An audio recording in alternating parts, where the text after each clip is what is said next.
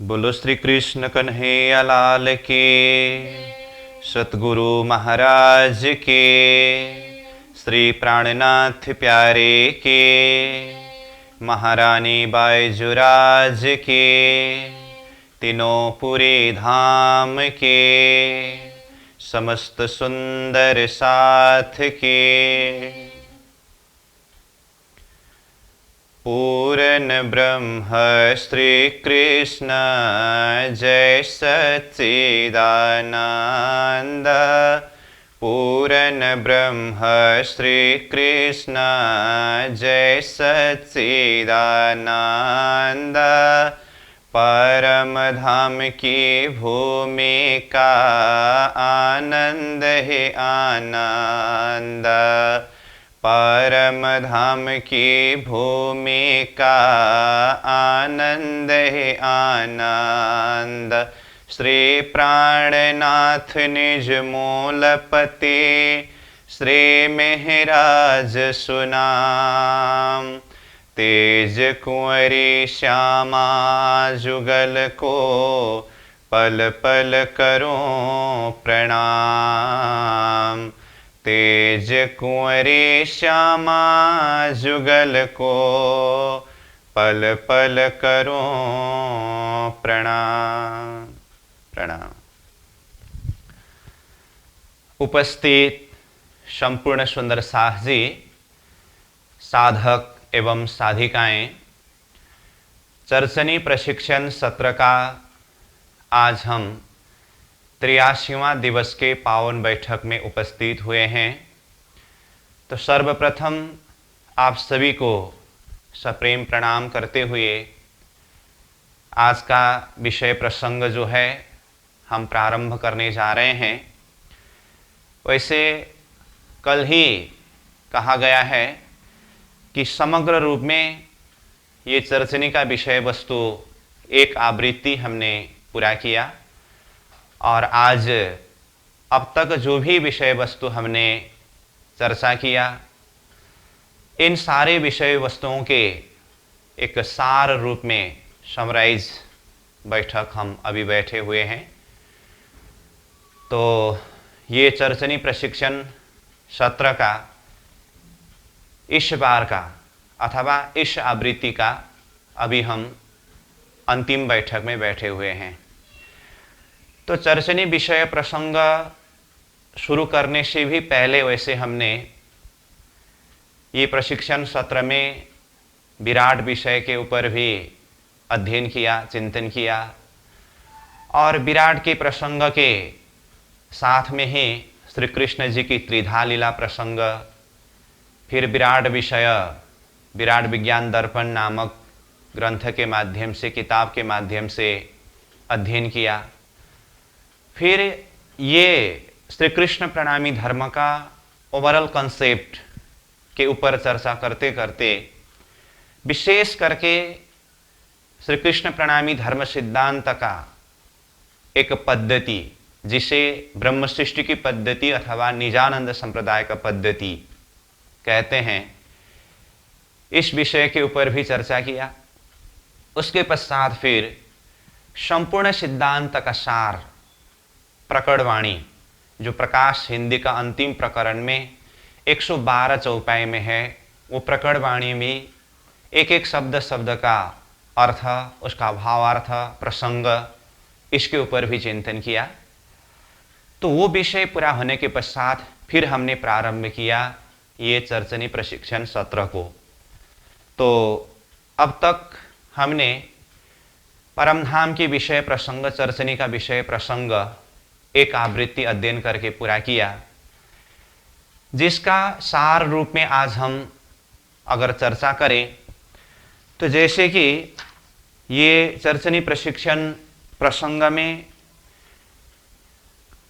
प्रथम दिवस अथवा पहला कक्षा से लेकर के 9वें दिन के कक्षा तक में परमधाम के अंदर यानी कि चर्चनी विषय वस्तु के अंदर प्रवेश के लिए भूमिका के प्रसंग के ऊपर हमने चर्चा किया, जिसमें स्वयं सद्गुरु महाराज ने किस तरह से साधना करके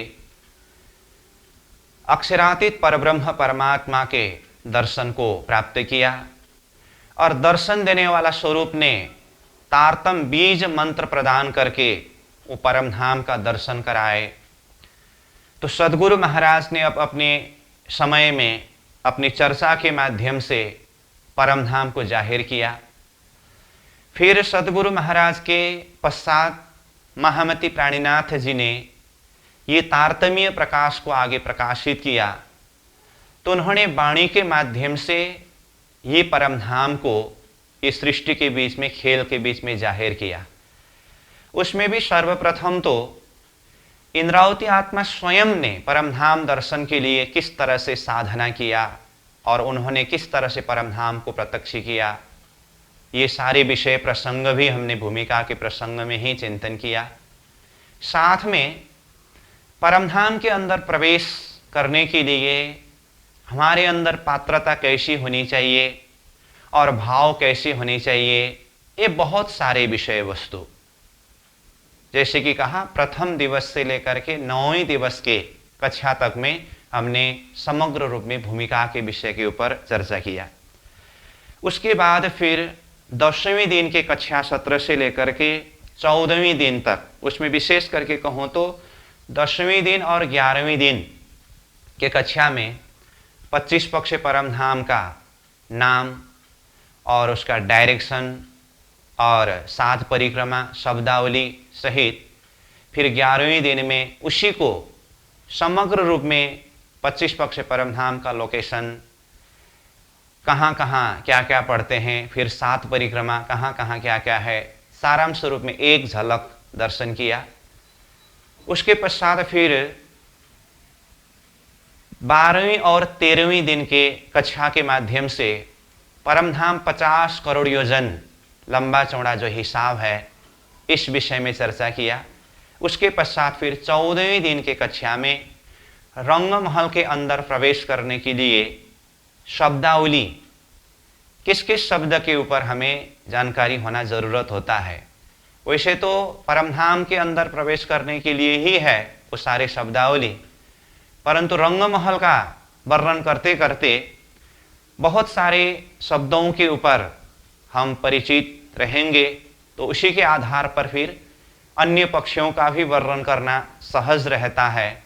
तो इसीलिए हमने रंग महल के वर्णन की तैयारी के लिए शब्दावली का परिचय करके इस विषय में भी चर्चा किया।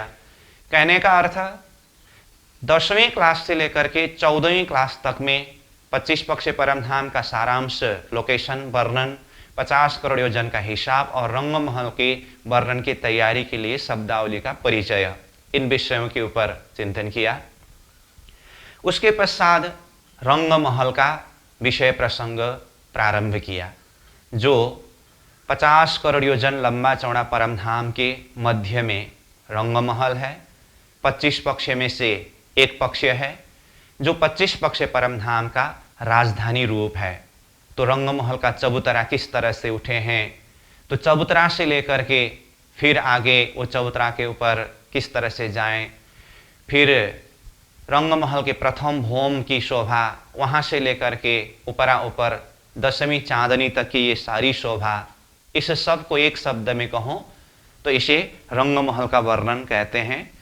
तो 15वीं दिवस के कक्षा से लेकर के 41वें दिवस के कक्षा तक, मतलब कुल मिलाकर के 27 दिन के कक्षा के माध्यम से ये रंग महल का संपूर्ण वर्णन हमने चिंतन किया, जिसमें जैसे कि कहा रंग महल के लिए चबूतरा उठने से लेकर के चांदनी चौक से किस तरह से 100 सीढ़ी 20 चांदे लगे हैं, फिर ऊपर जा कर के चबूतरा के ऊपर प्रथम होम की शोभा किस तरह से है, जैसे दरवाजा के हाँस की शोभा, फिर चारों तरफ देखे तो बाहर परिक्रमा का रोष, भीतर फिर 6-6 हजार मंदिरों की 2 हार, दरवाजा के हाँस में 2 मंदिर का मुख्य दरवाजा, उसके आगे 28 स्तंभ का चौक, 2 हार मंदिरों के बीच में 2 हार थंब, 3 गली की शोभा, भीतरी हार मंदिर से भी आगे 2 हार थंब, उससे आगे फिर चौरस हवेली, तो चौरस हवेली की फिरावा, गोल हवेली की फिरावा, पंचमहल की फिरावा करके 9 फिरावा, इन सब के अंदर फिर 28 मंदिर के बगीचा और इससे भी अंदर 9 चौक, ये संपूर्ण शोभाओं को देखते हुए प्रथम भौम की शोभा जैसे हैं ऊपरा ऊपर 9 भौम तक एक ही शोभा है, बाकी विशेषता के हिसाब से अंतर है। तो इस प्रसंग में जैसे प्रथम भौम में रसोई का चौक और मूल मिलावा का वर्णन किया, और मूल मिलावा के वर्णन के प्रसंग में ही हमने तारतम वाणी के अंदर ही जो मूल मिलावा का प्रकरण है, जो नित्य पाठ के अंदर भी उसको रखा है, जो हम नित्य पाठ करते हैं, इन विध साथ जी जागिए, तो ये मूल मिलावा का चौपाई के माध्यम से भी चिंतन किया। उसके पश्चात फिर दूसरी भौम में भूल भुलौनी, तीसरी भौम में पड़साल, और तीसरी भौम के पड़साल के प्रसंग में ही अष्टप्रहर की लीला प्रसंग, इसके ऊपर भी चिंतन किया। फिर चौथी भौम में निरतशाला, पांचवी भौम में शयन कक्ष, छठी भौम के सुखपाल और तखतरवा, सातवीं भौम में 2 ताली हिंडोला, आठवीं भौम में 4 ताली हिंडोला, नौवीं भौम में दूरदर्शिका और 10वीं चांदनी की शोभा। ये संपूर्ण शोभा हमने 15वीं क्लास से लेकर के 41वीं क्लास तक में पूरा किया। तो इस तरह से 41वीं क्लास तक में रंगमहल का प्रसंग भी पूरा हुआ। तो इसमें विचार करिए, चर्चनी का प्रारंभिक प्रसंग से ही मैंने कहा था कि रंगमहल में भी विशेष करके प्रथम भौम की शोभा को वर्णन करना अथवा समझना ज़्यादा समय भी लगेगा और ज़्यादा मेहनत भी करना पड़ेगा। साथ में पूरा रंगमहल का वर्णन करने के लिए अथवा समझने के लिए, चिंतन करने के लिए थोड़ा समय लगेगा, क्योंकि वहाँ शब्दावली वर्णन करने का प्रक्रिया सारा नया होता है। और रंगमहल का वर्णन पूरा होने के बाद उसी हिसाब से फिर आगे अन्य स्थान को भी, अन्य पक्षों को भी विस्तार करके समझ सकते हैं, इस तरह से कहा था। तो विचार करिए, प्रथम दिवस भूमिका से लेकर के रंगमहल पूरा होने तक में 41 दिन का क्लास पूरा हुआ, और कल तक में हमने ये पूरा 82वां दिवस में ये चर्चनी सत्र पूरा किया। इसका मतलब 82 का आधा 41 होता है। तो आधा समय जो है ये पूरा भूमिका से लेकर के रंगमहल पूरा होने तक में ही लगा है। उसके पश्चात आगे फिर 41 दिन तक में 7 परिक्रमा का प्रसंग पूरा हुआ है। तो ये भी विचार करने की बात है। तो अब 41वीं क्लास तक में रंगमहल पूरा होने के पश्चात अब 42वें दिवस की कक्षा से हमने रंगमहल का प्रथम परिक्रमा प्रारंभ किया, जिसमें रंगमहल के पूर्व दिशा में चांदनी चौक से होते हुए अग्निकोण में 16 हांस के चेहबच्चा में पहुंच करके 16 हांस का चेहबच्चा को वर्णन, फिर बट पीपल की चौकी की वर्णन, यहाँ से होते हुए सार रूप में अगर कहूँ तो 42वीं क्लास से लेकर के 45वीं क्लास तक में रंगमहल का प्रथम परिक्रमा का वर्णन पूरा किया। प्रथम परिक्रमा कहने से 16 हांस का चेहबच्चा सहित दक्षिण दिशा में बट पीपल की चौकी, फिर पश्चिम दिशा में फूलबाग नूरबाग, उत्तर दिशा में लाल चबूतरा, खड़ुकली, ताड़वन का वर्णन पूरा करके फिर पूर्व दिशा में धाम दरवाजा तक आने का प्रसंग में ये पहला परिक्रमा का प्रसंग पूरा होता है। चांदनी चौक का वर्णन भी उसी के अंदर आया।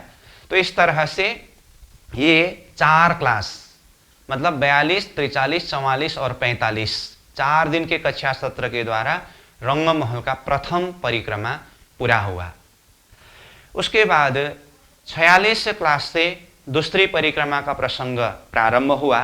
तो इसको भी सार रूप में कहूँ तो 46वीं दिवस के कक्षा से लेकर के 73 दिवस के कक्षा तक, यानी कि कुल मिलाकर के 28 दिन के कक्षा में दूसरी परिक्रमा का वर्णन हमने चिंतन किया। तो दूसरी परिक्रमा के अंदर जैसे रंगमहल के धाम दरवाजा से पाट घाट की ओर प्रस्थान करके विषय प्रसंग शुरू किया, वैसे तो दूसरी परिक्रमा में सार रूप में कहूँ तो 7 घाट, जमुना जी, अक्षरधाम पूर्व दिशा की तरफ, फिर दक्षिण दिशा में कुंज निकुंज वन, हाउज कौशर तालाब, 24 हांस का महल, और पश्चिम दिशा में फूलबाग, नूरबाग, और पश्चिम दिशा में अन्नवन, दुबदुलीचा, पश्चिम चौगान, उत्तर दिशा में बड़ोवन, मधुवन, महावन, पुखराज जी, ये सब दूसरी परिक्रमा के अंदर आते हैं। तो फिर पुखराज जी से होते हुए पूर्व तरफ जमुना जी के पाट घाट तक आने का जो प्रसंग है, तो ये जैसे कि कहा 46वें दिवस से लेकर के 73वें दिवस तक, यानी कि 28 दिन तक में ये दूसरी परिक्रमा प्रसंग चर्चा हुआ। उसमें भी और बारीकी से हम देखें तो जिसमें 46वीं कक्षा से लेकर के 51वीं कक्षा तक, मतलब 6 कक्षा तक में धाम दरवाजा से पाट घाट की ओर प्रस्थान, इस विषय के अंदर जो कुछ भी आया, जिसमें 7 घाट, बंदिश का रोष, फिर पाल का रोष, पाल, जल्दिश का रोष, जमुना जी, उसमें पाट घाट, इसके अंदर जो भी शोभा है, इन सारी शोभाओं को वर्णन करते हुए फिर कुंज निकुंज वन का वर्णन, ये सब विषय प्रसंग इन कक्षा के अंदर हमने चर्चा किया। उसके पश्चात फिर 59वें दिवस के कक्षा में 24 हांस का महल, फिर यहाँ से होते हुए पश्चिम दिशा के तरफ पश्चिम चौगान, दुबदुलीचा, अन्नवन, उसके पश्चात फिर पुखराज की ओर प्रस्थान करके एक ही कक्षा में 24 हांस के महल से लेकर के पुखराज की ओर प्रस्थान, ये विषय तक अध्ययन किया। और इसके साथ साथ में फिर 60वें दिवस के कक्षा से पुखराज पर्वत का विषय प्रसंग प्रारंभ हुआ। तो 60वें दिवस से लेकर के 73 दिवस यानी कि 14 दिन तक में हमने पुखराज का प्रसंग को अध्ययन किया, चिंतन किया। तो पुखराज के अंदर जो कुछ भी है, जैसे पुखराज कहने से समग्र में पुखराज जी कहते हैं, उसके अंदर आने वाले जैसे पुखराज जी, बंगला जी, अदबीज का कुंड, ढपी चौतरा, मूल कुंड, इन सारी शोभाओं को, और मूल कुंड से फिर श्री जमुना जी किस तरह से प्रकट हुई है, और ईशान कोण में जाकर के मरोड़ खाते हुए फिर रंगमहल के पूर्व दिशा से ये हाउस कौसर की तरफ किस तरह से गए हैं, ये सारे प्रसंगों में ये पुखराज का प्रसंग विषय अध्ययन हुआ।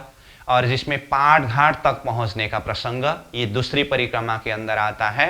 तो इस तरह ये 73वें दिवस तक में पुखराज सहित रंगमहल के पूर्व दिशा में पुनः पाट घाट तक का वर्णन प्रसंग अध्ययन किया, चिंतन किया। तो इस तरह से दूसरी परिक्रमा का प्रसंग भी पूरा हुआ। उसके पश्चात फिर 74वें दिवस की कक्षा में तीसरी परिक्रमा जबेरों की नहर, जो रंगमहल सहित पहला परिक्रमा और दूसरी परिक्रमा सबको चारों तरफ से घेर करके तीसरी परिक्रमा के रूप में जबेरों की नहर है, इस विषय का अध्ययन किया।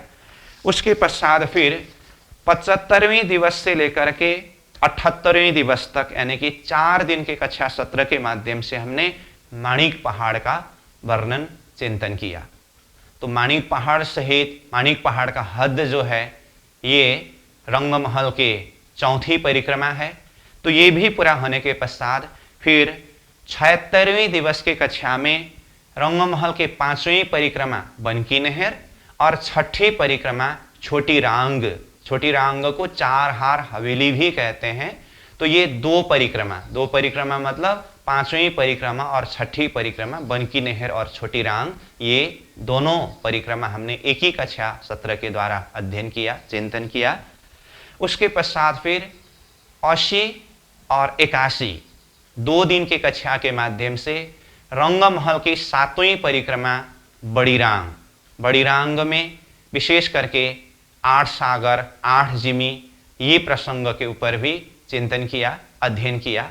और कल 82वें दिवस के कक्षा सत्र के माध्यम से हमने वो 8 सागरों के अंदर ही 8 सागरों में रंग परिवर्तन का प्रसंग, जिसे 8 सागरों की रहस्यमय वास्तविकता करके कहा।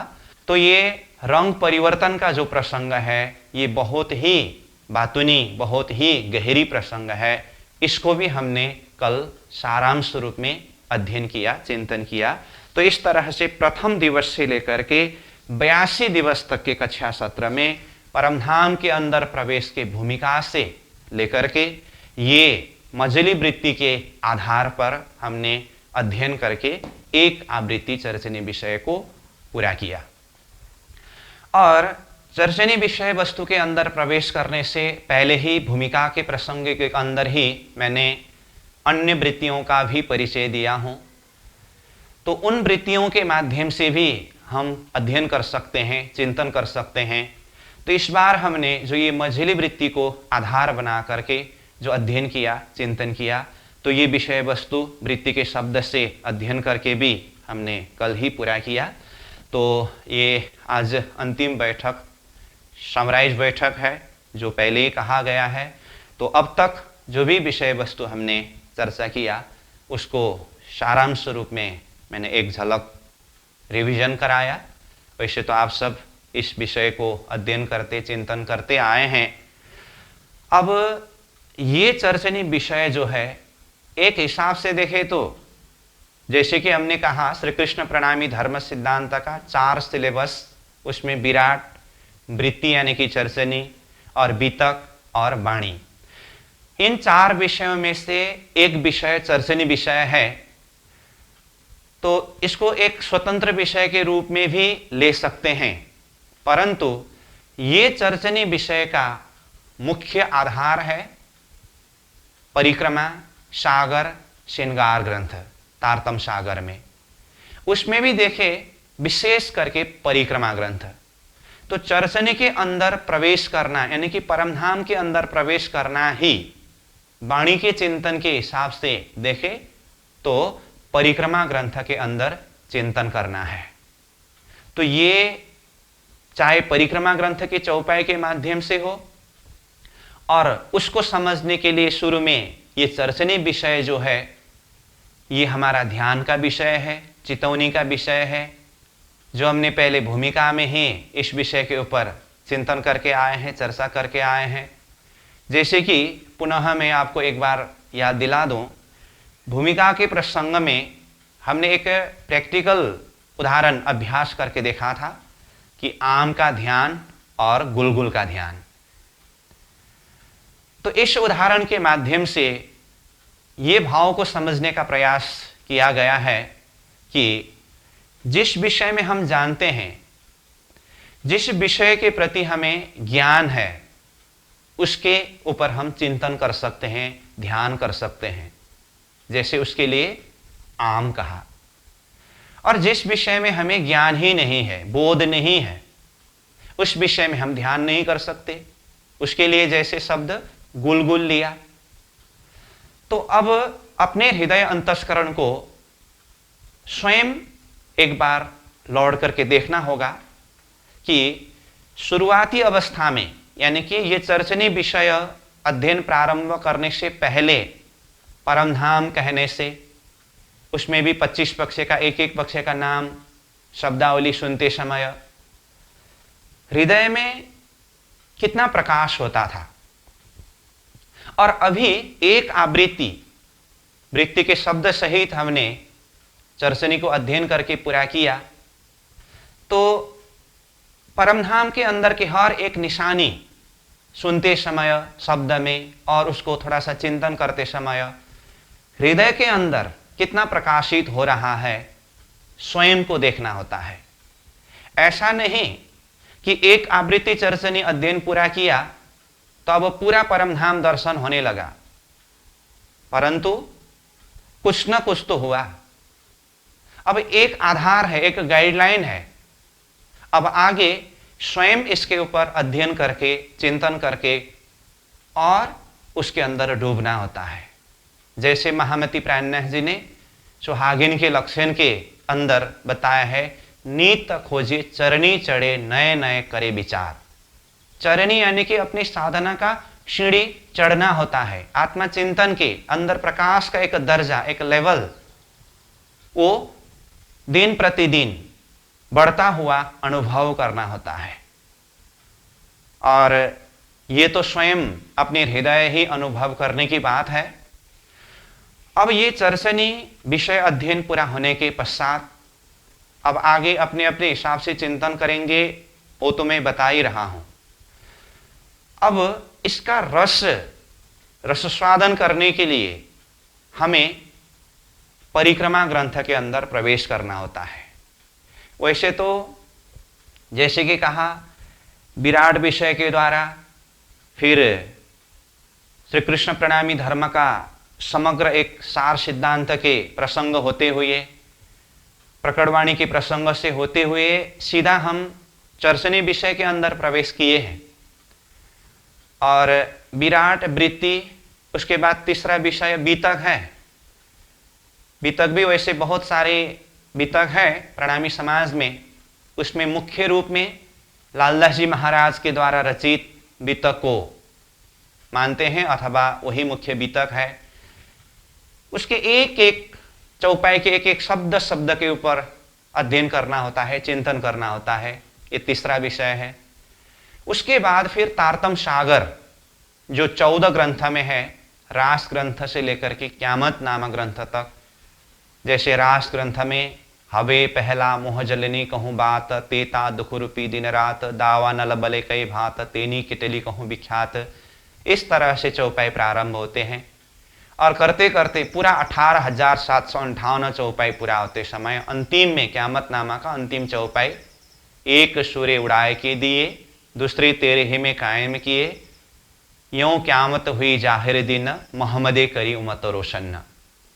तो ये रास ग्रंथ के प्रारंभ से लेकर के क्यामत नामक ग्रंथ के अंतिम तक में 18,758 चौपाइयां हैं, ये हम सब जानते हैं। तो वाणी के चिंतन करने के लिए रास ग्रंथ से ही प्रकाश ग्रंथ, षट ऋतु ग्रंथ करते एक एक ग्रंथ के ऊपर, उसके अंदर एक एक चौपाई के एक एक शब्द शब्द के ऊपर चिंतन करना होता है। जैसे महामती प्राणनाथ जी ने कहा, सनंदे सनंदे साखिया, तिन साखी साखी का पाओ, तिन पाओ पाओ के हरफ को तुम लीजो दिल दे भाव।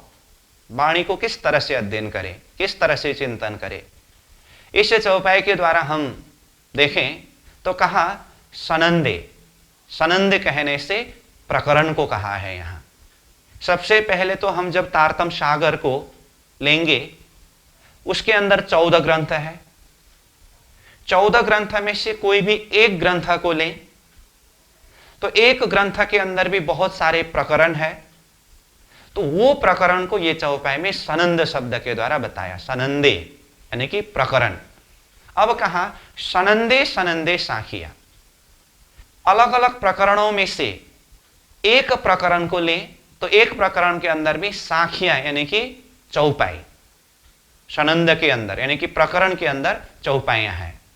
साखी साखी का पाओ, उस चौपाई के अंदर भी पाओ मतलब चौपाए, चार चरण, चार पाए, उसको चौपाई कहते हैं। तो एक चौपाई में 4 चरण होता है, तो पाओ करके यहां एक एक चरण को कहा है। तो प्रकरण में से एक चौपाई को लेना है, उस चौपाई के अंदर फिर एक चरण को यानी कि एक पाओ को लेना है।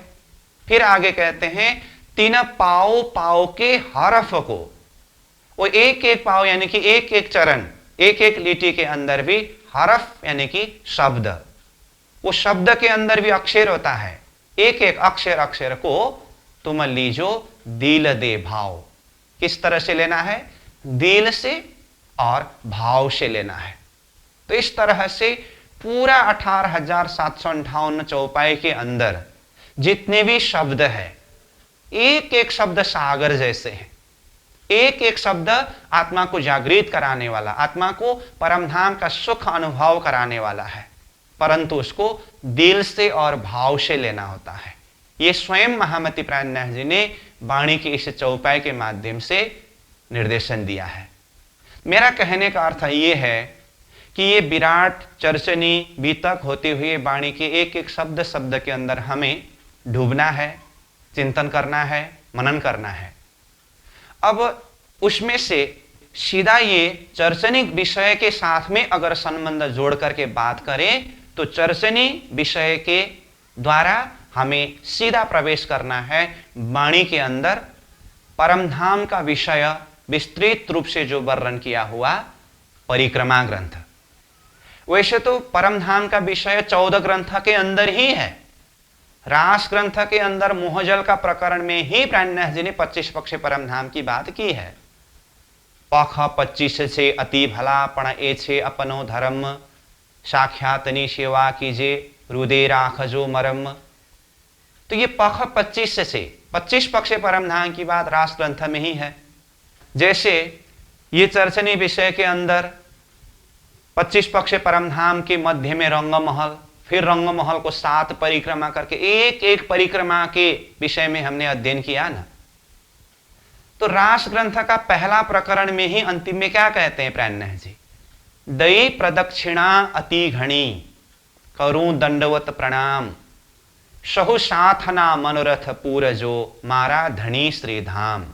दई प्रदक्षिणा, प्रदक्षिणा यानी कि परिक्रमा।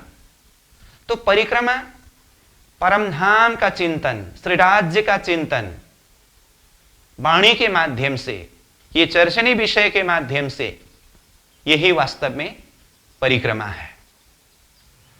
तो रास ग्रंथ के अंदर भी 25 पक्ष परम धाम की बात है, प्रकाश ग्रंथ में है। तो सार रूप में कहूं तो 14 ग्रंथ में ही परम धाम की बातें हैं, परंतु 14 ग्रंथ में भी मुख्य रूप में एक ग्रंथ जिसमें विस्तृत पूर्वक परम धाम का वर्णन किया है, उसको हम अगर लें तो परिक्रमा ग्रंथ है, जिसमें 2481 चौपाई, 14 ग्रंथ में से सबसे अधिक चौपाई ये परिक्रमा ग्रंथ में ही है। तो इन सारे चौपाइयों के माध्यम से पूरा 25 पक्ष परम धाम का वर्णन किया है।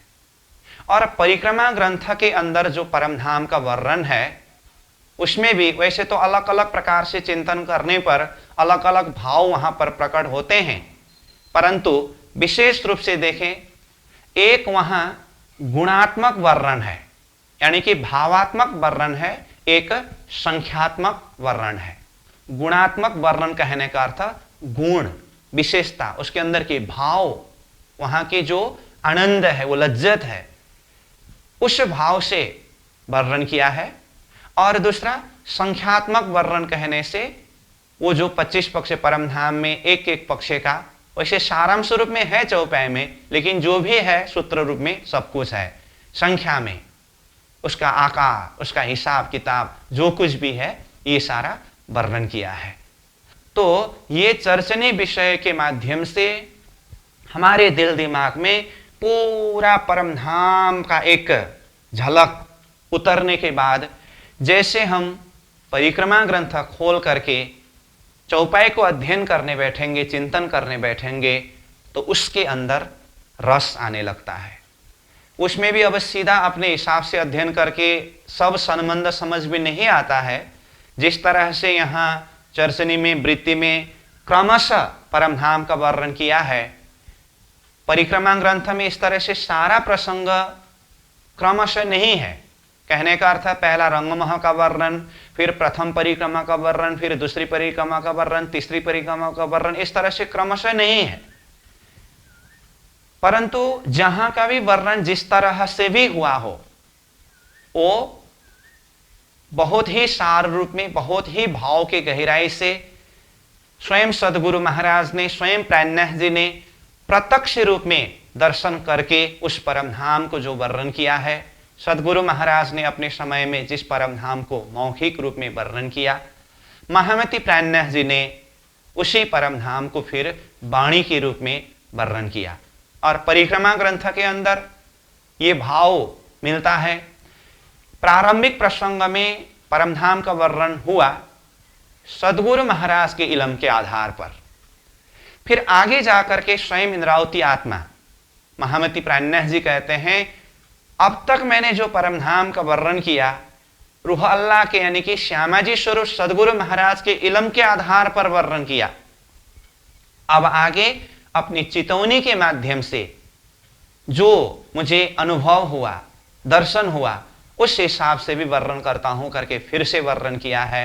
तो घुमा फिरा करके बार बार एक ही स्थान का, एक ही पक्ष का वर्णन करके हमारी चित्त वृत्ति को वहीं पर केंद्रित कराने के लिए, उसके प्रति भाव प्रकट कराने के लिए, उसके प्रति लज्जत प्रकट कराने के लिए, और उसी के द्वारा हृदय में इश्क प्रकट कराने के लिए उस परम धाम का वर्णन किया है। जैसे भूमिका के प्रसंग में ही हमने चर्चा करके आए हैं, तुमको इश्क उपजाने करो सो अब उपाय, यानी कि आत्माओं के हृदय के अंदर इश्क प्रकट कराने के लिए ये परम धाम का स्वरूप का वर्णन कराया है, जो चर्चनी के माध्यम से हमने अध्ययन किया, जो परिक्रमा ग्रंथ के अंदर वाणी में वर्णन है। ठीक है, अब उसमें भी संबंध देखें तो परिक्रमा ग्रंथ के अंदर प्रवेश करने के लिए तैयारी चाहिए खिलवत ग्रंथ, वैसे खिलवत, परिक्रमा, सागर, श्रृंगार, ये 4 ग्रंथ जो है वाणी में, ये महाकारण का वाणी है, जिसके अंदर खिलवत के द्वारा परमधाम के अंदर प्रवेश करने की तैयारी का भाव है। खिलवत मतलब एकांत बैठक, वो मूल मिलावा के अंदर की एकांत बैठक, जहां आत्मिक भाव से श्रीराज जी को, परमात्मा को आर्त पुकार किया हुआ, समर्पण किया हुआ भाव, ये सब कुछ है। और परिक्रमा ग्रंथ के माध्यम से पूरा 25 पक्ष परमधाम का वर्णन हुआ है। और इसका भी सार अगर देखें तो फिर सागर ग्रंथ है। परिक्रमा ग्रंथ का सार है सागर ग्रंथ, क्योंकि परिक्रमा ग्रंथ ने पूरा 25 पक्ष परमधाम का वर्णन किया, और पूरा 25 पक्ष परमधाम का वर्णन का सार क्या है? सूरत एके राखिए मूल मिलावे माहे, श्याम श्यामा जी साथ जी तले भोम बैठे हैं जाहे। तो यानी कि मूल मिलावा का बैठक सार है। तो सागर ग्रंथ के अंदर मूल मिलावा के अंदर के ही 8 सागरों के वर्णन किया है। जैसे बड़ी रांग में भी 8 सागर का वर्णन किया ना, नोर नेर सिर दधी कृत मधु रस सर्वरस करके।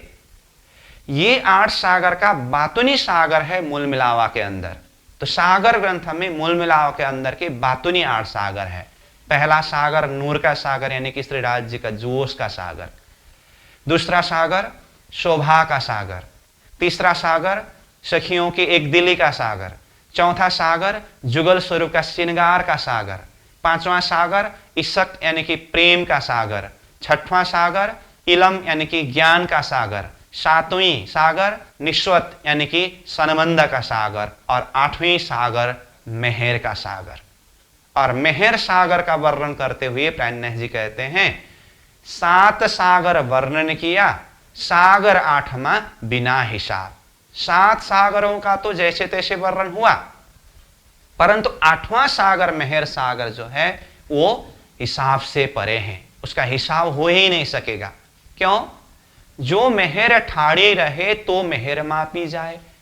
मेहर पल में बड़े कोट गुनी, सो क्यों मेहरे मेहर म पाए। अगर थोड़ी समय वो मेहर खड़ा हो जाए, रुक जाए, तो उसका गिनती कर सके। पल पल में करोड़ों गुना बढ़ता जा रहा है, तो मेहर स्वयं भी मेहर का मापन नहीं कर सकते हैं। ऐसी भाव सागर ग्रंथ के अंदर बताते हैं। कहने का अर्थ 25 पक्ष परमधाम का सार मूल मिलावा, कहना ही परिक्रमा ग्रंथ का सार सागर ग्रंथ, क्योंकि परिक्रमा ग्रंथ ने 25 पक्ष परमधाम का वर्णन किया और सागर ग्रंथ ने मूल मिलावा का वर्णन किया। इसका अर्थ क्या हुआ? चर्चनी के द्वारा अब आगे हमें वाणी में परिक्रमा ग्रंथ में प्रवेश करना है। परिक्रमा ग्रंथ के द्वारा पूरा 25 पक्ष परमधाम की शोभा, उसके रस, उसके आनंद को हृदय में अनुभव करने के बाद उसका भी सार सूरत के राखे मूल मिलावे माहे, मूल मिलावा के अंदर के 8 सागरों की शोभा के अंदर डूबना है, जो सागर ग्रंथ के माध्यम से। और सागर ग्रंथ का भी सार है फिर श्रृंगार ग्रंथ। क्यों? सागर ग्रंथ में मूल मिलावा के अंदर के 8 सागरों के वर्णन किया है, और उसके पश्चात जो श्रृंगार ग्रंथ है, श्रृंगार ग्रंथ के अंदर मूल मिलावा के बैठक में भी मध्य सिंहासन में विराजे हुए जुगल स्वरूप श्रीराज जी श्यामा जी के बातुनी श्रृंगार की शोभा है। ये भी ध्यान देना होगा, ठीक है। बाह्य वस्त्र आभूषण की जो श्रृंगार का वर्णन है वो तो सागर ग्रंथ में ही चौथा सागर, जो जुगल स्वरूप का श्रृंगार का सागर करके 3 बार श्रीराज जी के श्रृंगार का वर्णन और 2 बार श्यामा जी के श्रृंगार का वर्णन हुआ सागर ग्रंथ में ही। श्रीराज जी के श्रृंगार में, श्यामा जी के श्रृंगार में कैसे कैसे वस्त्र आभूषण है, उसमें कैसे कैसे नंगत हाथू जड़े हैं, ये सब वर्णन सागर ग्रंथ में है। तो जब बाह्य शोभा श्रृंगार का वर्णन सागर ग्रंथ में ही हुआ, तो फिर श्रृंगार ग्रंथ के अंदर क्या है? श्रृंगार ग्रंथ के अंदर बातुनी श्रृंगार, महाश्रृंगार जिसे कहते हैं, उसमें बार बार इंद्रावती आत्मा महामती प्राणनाथ जी हुकुम हुकुम हुकुम शब्द को प्रयोग करते हैं। हुकुम के माध्यम से वो महाश्रृंगार शोभा का वर्णन कराया है। तो श्रृंगार ग्रंथ ही वो निचोड़, वो सार तत्व है। वैसे तो उसके बाद आगे अन्य ग्रंथ भी है वाणी में, परंतु एक आत्मिक चिंतन के हिसाब से देखते समय परिक्रमा ग्रंथ के द्वारा पूरा 25 पक्ष परमधाम का वर्णन, उसका सार सागर ग्रंथ, उसका भी सार श्रृंगार ग्रंथ के द्वारा श्रीनाथ जी की श्रृंगार, बातुनी श्रृंगार, महाश्रृंगार, श्यामा जी की महाश्रृंगार, इस शोभा को, इस श्रृंगार को अपने हृदय में अनुभव करके अंतिम में जो शहरक से नजदीक हक्का करके कहा है ना वाणी के अंदर ही, हमारे ये प्राण नली श्वास नली से भी नजदीक में श्रीराज जी महाराज है। यहां तक कहा प्राणनाथ जी ने, हम हक्क में हक्क हम में, ये अवस्था तक पहुंचाने की जो बात है ये वाणी का निष्कर्ष है। तो ये सब महाकारण के अंदर यानी कि श्रीराज जी के श्रृंगार शोभा का वर्णन, ये सब के अंदर डूबने के लिए ये प्रारंभिक तैयारी का विषय है, ये चर्चनीय विषय। तो इसको बहुत ही श्रद्धा के साथ में, बहुत ही भाव के साथ में हमने अध्ययन किया, चिंतन किया और श्रीराज जी की खूब खूब कृपा रही।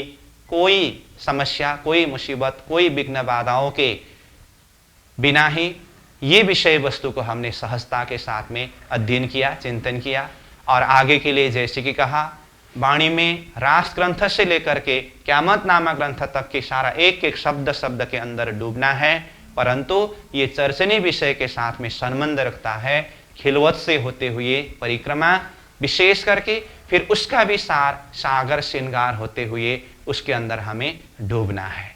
ठीक है, ये तो रही वाणी की बात। अब इसके साथ साथ में और एक बात हमें चिंतन करना होता है, समझना होता है। हम घर घर में सेवा पूजा करते हैं, तो सेवा पूजा के अंदर भी जैसे कि ये बात भी हमने पहला चर्चा करके आए हैं, सेवा पूजा के अंदर विराट संबंधी विषय भी है, वृत्ति यानी कि चर्चनी संबंधी विषय भी है और वितक संबंधी विषय भी है, वाणी का कई प्रकरण भी सेवा पूजा के अंदर है। तो ये चर्चनी विषय अध्ययन करने के बाद, चिंतन करने के बाद 25 पक्ष परमधाम का ये लोकेशन, 25 पक्ष परमधाम का एक एक स्थान, उसके अंदर की जो चिंतन, उस शोभा अपने हृदय के अंदर बैठने के बाद सेवा पूजा के अंदर परमधाम के वर्णन परक शब्द के अंदर इतना रस आता है, बस बैठे हैं अपने घर में, परंतु उन शब्दों के माध्यम से हम परमधाम में ही होने का अनुभव कर सकते हैं। अब सेवा पूजा का सारा प्रसंग तो अभी हम पूरा नहीं कर पाएंगे, फिर भी आपको मैं जरा सा एक नमूना के लिए ये चर्चनीय विषय के साथ में सेवा पूजा का संबंध अथवा सेवा पूजा के शब्दावली को हम किस तरह से चिंतन कर सकते हैं, एक दो यहाँ सेवा पूजा के प्रसंग के द्वारा बताऊं। तो जैसे प्रातःकालीन सेवा पूजा के अंदर प्रभाती करके है, वैसे तो प्रभाती अब अलग अलग प्रभाती बहुत सारे हैं, तो उसमें से एक ये प्रभाती है, प्रातः सुमेरु अक्षरातीत श्याम श्यामाजी साथरे करके। ये प्रभाती के अंदर कुल 9 चौपाइयां हैं। ये 9 चौपाई के अंदर पूरा 25 पक्ष परमधाम का सारांश वर्णन है। ठीक है, जैसे शब्दावली को देखिए, अब यहां ज्यादा अर्थ करने की जरूरत नहीं है, क्योंकि अभी हम जो भी है एक झलक पूरा 25 पक्ष परमधाम का अच्छी तरह से अध्ययन करके सब स्थान सब शोभा को समझ करके आए हैं। उसी का सार वर्णन यहां जैसे देखिए, प्रातः सुमेरु अक्षरातीत श्याम श्यामाजी साथरे। अब प्रारंभ हुआ परमधाम का विषय। ये शब्दावली का परिचय दे रहा हूं मैं, खाली परमधाम का विषय यहाँ किस तरह से जुड़ रहा है वो बताने के लिए, बाकी सारा एक एक शब्दार्थ यहाँ हो नहीं पाएगा, वैसे स्वयं समझ सकते हैं। देखिए, प्रथम पाठ सातों घाट, पाठ घाट की बात आई, सातों घाट मतलब 7 घाट की बात आई। 2 पुल रेती पालरे, 2 पुल, केल पुल और बड़ पुल, और रेती पालरे, पाल में रेतियों की शोभा की बात आई। 16 13 झुंड 9 देहुरियां टापू निज पालरे, कहाँ की बात है ये? रंगमहल के दक्षिण दिशा में हौज कौशर तालाब की बात है, जहां पर 16 देवरी का घाट, 13 देवरी का घाट, झुंड का घाट और 9 देवरी का घाट का वर्णन किया ना हमने। वैसे तो बहुत सारी शोभा है हौज कौशर में, परंतु यहाँ इन शब्दों के द्वारा सार रूप में बताया 16 13 झुंड नव देहुरिया टापू निज पालरे, और हौज कौसर के मध्य में टापू महल है, ये शोभा वर्णन हुई। ठीक, फिर आगे 24 हांस, 24 हांस का महल का वर्णन हुआ। तो ये 24 हांस शब्द आते ही अब वो 24 हांस के महल की चिंतन करनी होती है। जबीरों की नहरें, जबीर की नहर जो तीसरी परिक्रमा में है। माणिक महल अपार रे, चौथी परिक्रमा में माणिक पहाड़, उसमें महलों की शोभा, अपार शोभा लिए हुए हैं। वन महल नहरों आगे, मतलब वन की नहरों की शोभा जो पांचवी परिक्रमा है। हार हवेली चार रे, चार हार हवेली जिसे छोटी रांग कहते हैं, जो छठी परिक्रमा में है। उसके पश्चात फिर गिरद रांग आठों सागर, पशु पंखी कई जात रे। आठों सागर मतलब सातवीं परिक्रमा जो बड़ी रांग है, उसमें 8 सागर की शोभा है। वहां पर विभिन्न प्रकार के कई जाति के पशु पंखी रहते हैं। फिर यहां से आगे वर्णन कर रहे हैं अन्न बन मेवा फूल नूर बाग, चेहे बच्चे कई भातरे। रंगमहल के पश्चिम दिशा में अन्न वन, फिर फूलबाग, नूरबाग, वहां पर चेहे बच्चे कई प्रकार की है। फिर आगे उत्तर दिशा की तरफ लाल चबूतरा, खड़ोकली, ताड़वन, पुखराजी आकाशिरे, हजार गुर्ज, चांदनी सोहे, खेलत वाके वासिरे। लाल चबूतरा से होते हुए फिर ताड़वन, खड़ोकली होते हुए पुखराज जी के चांदनी की शोभा वर्णन किया। और पुखराज जी के ही प्रसंग में देखिए, हजार गुर्ज यानी कि 1000 पहल के हैं, उसमें 1000 गुर्ज लगे हैं और चांदनी की शोभा है। खेलत वाके वासिरे, वहां की आत्माएं वहां पर खेलते हैं, झूमते हैं। पुखराजी ताल चार घड़नाले, गिरत सोले चादर खासिरे। देखिए, पुखराज जी के चांदनी से 4 नहरों के द्वारा होकर के पुखराजी ताल में 4 झरना गिरते हैं। फिर वो पुखराजी ताल से 4 नहरें आगे जाकर के 16 झरना के रूप में अधबीज के कुंड में जल गिरते हैं। ये प्रसंग हमने पुखराज के प्रसंग में वर्णन किया ना, उसी को यहाँ पर इस तरह से बताया कि पुखराजी ताल 4 घड़नाले, गिरत सोले चादर खासिरे।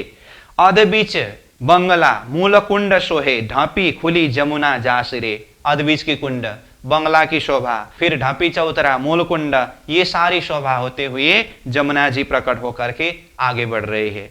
फिर बटकेल दोह पुल अरस परस, शोभित सातों घाट रे। अरस परस यानी कि जमुना जी के दोनों तरफ रंगमहल और परमधाम के आसपास में बीच में शोभित 7 घाट रे। अक्षरधाम की तरफ भी 7 घाट और परमधाम की तरफ भी 7 घाट, और उसी के बीच में जमुना जी, जमुना जी में बटपुल और केलपुल की शोभा है। बीच पाट चांदनी सोहे, 12 थंब झलकात रे। जमुना जी के बीच में पाट घाट की शोभा है। पाट घाट नीचे से तो 16 थंब आए हैं और ऊपर फिर 12 थंब झलकार हो रहे हैं। चांदनी चौक में हरे लाल दरखत, 100 सीढ़ी ऊपर द्वार रे। देखिए, पाट घाट से होते हुए फिर जलरोस, पाल रोस, बंदिश की रोस, फिर 7 घाट के बीच में अमृत वन के बीच रास्ता से होते हुए आगे रंगमहल की तरफ जाने से रंगमहल के सामने में चांदनी चौक। तो यहाँ क्या कहा, चांदनी चौक में हरे लाल दरखत, हरे वृक्ष और लाल वृक्ष है। उसके बाद फिर ऊपर 100 सीढ़ी ऊपर द्वार रे। जैसे दरवाजा से अंदर प्रवेश किए, 6 हजार मंदिर 2 हार, अंदर हार हवेली 4 रे। 6 हजार मंदिरों के 2 हार। उससे भी अंदर जाए तो 4 हार हवेली। उससे भी अंदर जाए तो फिर देखिए गोल हवेली 64 थंब। 5वीं हवेली जो गोल हवेली है ना, जिसमें 64 थंब है, जो मूल मिलावा का बैठक है। विध विध रंग अपार रे, प्रकार प्रकार के रंगों के अपार शोभा लिए है।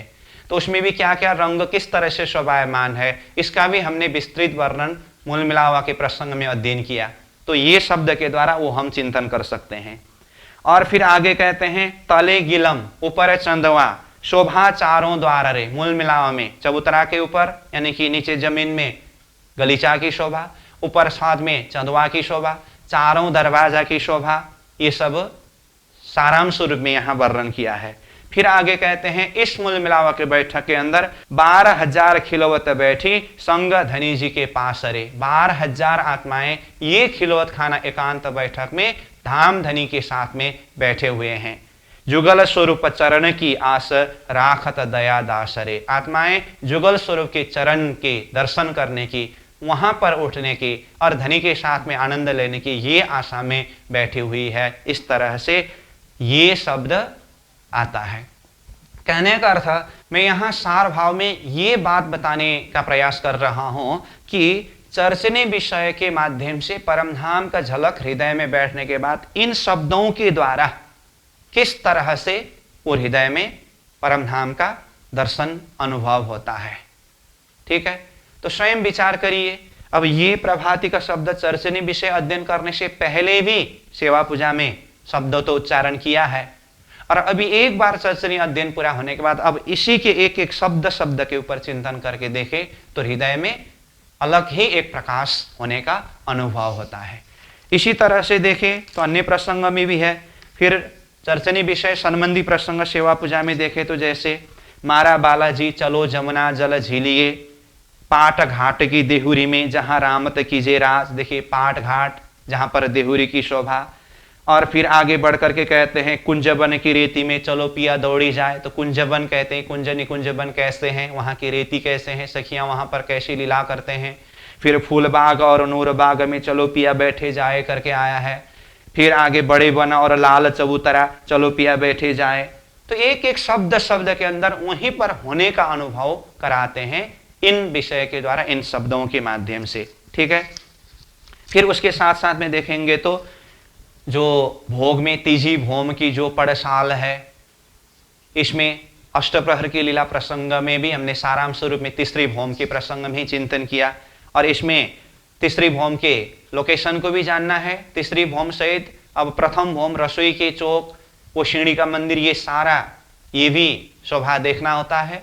फिर उसके साथ साथ में अष्टप्रहर की लीला प्रसंग को भी चिंतन किया है। तो ये तीजी भोम की जो पड़साल, ये भी चर्चनी परक ही प्रसंग सेवा पूजा के अंदर है। फिर दाहिने तरफ दूजा जो मंदिर, ये प्रसंग भी उसी के अंदर आता है। और जैसे ये आरती के साथ साथ में फिर ये स्वरूप का वर्णन है, श्रीराज श्री ठाकुरानी जी, इसमें तो पूरा मूल मिलाव के अंदर की शोभा श्रृंगार वो स्वरूप का ही वर्णन किया है।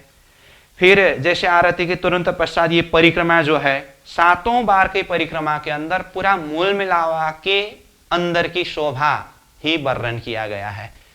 तो मैं सारांश स्वरूप में ही बता रहा हूं, आप 7 परिक्रमा के जो प्रसंग है यहाँ सेवा पूजा में, एक एक बार के परिक्रमा के एक एक शब्द शब्द के ऊपर बारीकी से धीरे से अध्ययन करके चिंतन करते हुए इसको देखिए। इसमें अलग सा एक रस है, अलग सा एक लज्जत है, एक एक शब्द शब्द वहाँ मूल मिलाव में होने का अनुभव कराता है। तो इस तरह से ये सेवा पूजा की बात रही। और संध्याकालीन सेवा पूजा के अंदर भी जैसे देखिए शब्द को, श्री जमुना जी के घाट में अमृत बन पाट में करके वो परमधाम के अंदर की बात ही आती है। ठीक है, कहने का अर्थ विराट विषय, चर्चनी विषय, बीतक विषय, वाणी विषय, ये मुख्य रूप में तो है। ये सब का रस हम अपने दिनचर्या में अनुभव करने के लिए सेवा पूजा के माध्यम से इसका रस हम अनुभव कर सकते हैं। क्योंकि सब सुंदर साथ के घर में सेवा पूजा तो होता ही है, और सेवा पूजा के शब्द के साथ साथ में हम वहीं पर होने का अनुभव कर सके तो उसके अंदर हम लज्जत का अनुभव कर सकते हैं। तो ये सारा विषय वस्तु हमारा मूल सिद्धांत के अंदर की सार विषय वस्तु है। और इसी की परमधाम परक विषय, जैसे परिक्रमा सागर श्रृंगार ग्रंथ के द्वारा परमधाम के अंदर डूबने के लिए, सेवा पूजा के अंदर परमधाम परक जितने भी प्रसंग है, ये सारा प्रसंग के शब्द के माध्यम से परमधाम के अंदर डूबने के लिए प्रारंभिक विषय ये चर्चनी विषय है, और ये बहुत ही महत्वपूर्ण विषय है। और ये विषय महामती प्राणनाथ जी ने ब्रह्म सृष्टियों के लिए जाहिर किया है। और इस विषय के महत्व और इसके लिए पात्रता के विषय में अगर कहूँ तो आपको मैं याद दिला दूं, वित्त के प्रसंग में देखिए पद्मावतीपुरी धाम में अष्टप्रहर की लीला प्रसंग वर्णन हुआ है। तो वहां पर ये वृत्ति का वर्णन किस समय में होते हैं, पूरा रात भर निकलने के बाद 8वें प्रहर के 4 घड़ी समय बीतने के बाद ये वृत्ति का वर्णन होता है। लालदास जी महाराज ने वहां जाकर के अब वृत्ति का समय हुआ इस तरह से बताए हैं। और जब वृत्ति का वर्णन होने लगता है तो उस समय में बहुत ही सेलेक्टेड सुंदर साथ ही वहां पर रहते हैं। कभी 100 जने, कभी 50 जने, कभी 25 जने, कभी 20 जने, ऐसे संख्या बताए। विचार करिए, महामती प्राणनाथ जी जब पद्मावतीपुरी धाम पन्ना जी पहुंचे, 5000 सुंदर साथ की संख्या तो तब ही थे। 11 साल तक प्राणनाथ जी वहां जागनी रासलीला करते रहे, तो अन्य भी कितने सारे सुंदर साथ वहां पर पहुंचे, आत्मा पहुंचे। तो इतने सारे संख्या में से ये परमधाम के विषय के अंदर चिंतन करने वाले, डूबने वाले संख्या 20 जने तक की सुंदर साथ की संख्या का गणना किया है। इसका मतलब ये विषय वस्तु कितना गहन है और इसके ऊपर अध्ययन करने, चिंतन करने के लिए, इसके अंदर डूबने के लिए स्वयं जिज्ञासु भी बहुत कम होते हैं। और ऐसी परिस्थिति में आज हमारे समय में राज्य की कृपा के द्वारा और गुरु परंपरा के द्वारा जो ये परमधाम का विषय वस्तु हमारे तक आया है, इस तरह से अध्ययन करके, चिंतन करके इसके प्रति अपने भाव को प्रकट करना, व्यक्त करना, ये एक अंकुर की बात भी है और श्रीराज जी की कृपा, गुरु कृपा की बात भी है। तो जो भी हो, इस तरह से हमने बहुत भाव, श्रद्धा और प्रेम के साथ में ये चर्चनी विषय वस्तु को अध्ययन किया। और जैसे कि कहा, वृत्ति के शब्द के माध्यम से तो हमने सारा प्रसंग कल ही पूरा किया है, परंतु आज एक समग्र रूप में अंतिम बैठक बैठे हुए हैं। अब आगे फिर श्रीराज जी की जैसे जैसे हुकुम, कृपा होगी, उस हिसाब से हम आगे बढ़ेंगे। और अब तक अब लोगों ने जिस तरह से ये कक्षा सत्र के माध्यम से अध्ययन किया, चिंतन किया, आप अपने स्वाध्याय में, अपने साधना में इन विषयों के अंदर और गहराई से, ये तो एक आवृत्ति, एक कक्षा के हिसाब से हुआ, अब इसको बार बार अध्ययन करके, चिंतन करके, फिर जैसे कि कहा, वाणी के साथ में इस विषय का मिलन करा करके चिंतन करना होता है। उसके द्वारा इसके प्रति और भाव वृद्धि होता है और ज़्यादा लज्जत अनुभव होता है। श्रीराज जी की कृपा हम सब के ऊपर बरसे। इस परमधाम की विषय चर्चनी के साथ में वाणी के चौपाई के शब्द के द्वारा और गहराई में जाकर के चिंतन करने की ऐसी कृपा श्रीराज जी के द्वारा हो।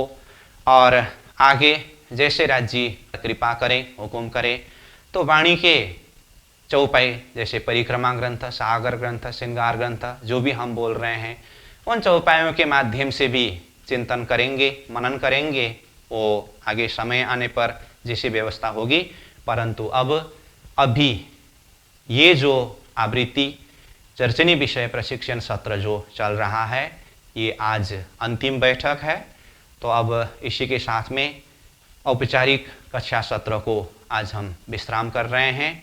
फिर भी मैं कहता हूँ, कक्षा प्रसंग जो एक औपचारिक रूप में हम अध्ययन कर रहे हैं, इसको विश्राम कर रहे हैं। बाकी अपने अध्ययन, चिंतन, साधना हर श्वास में होना चाहिए।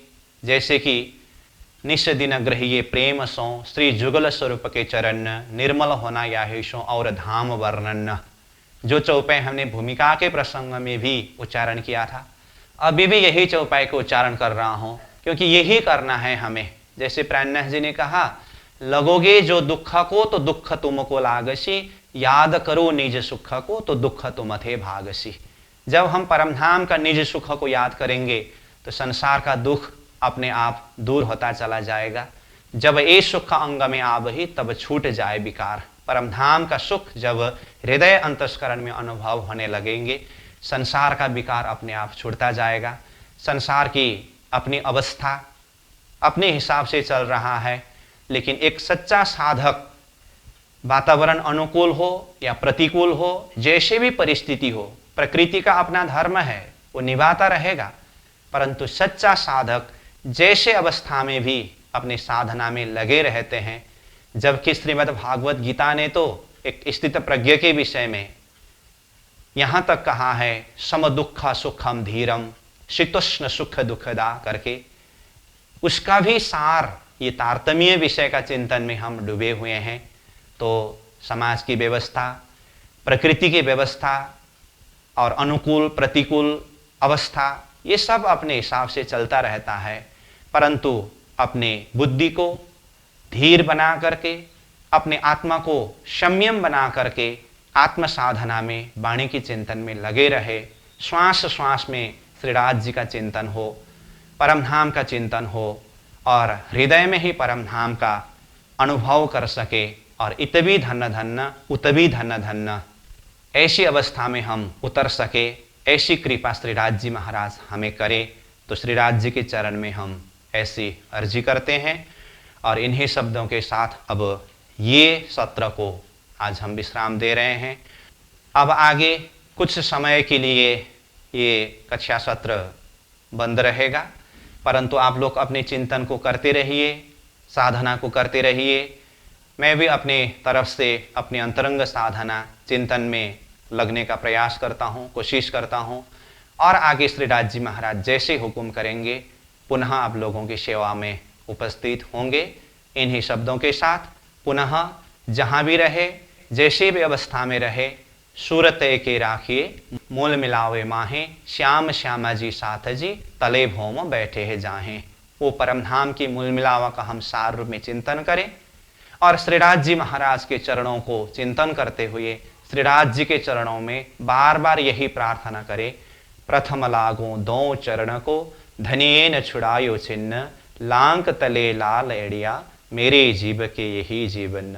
इन पाँव तले पड़ी रहूं, धनी नजर खोलो बातुन, पलन वालो निरखो नेत्रे, मेरे जीव के यही जीवन।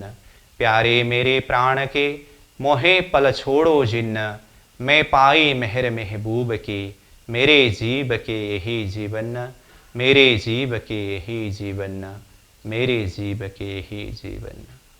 प्रणाम।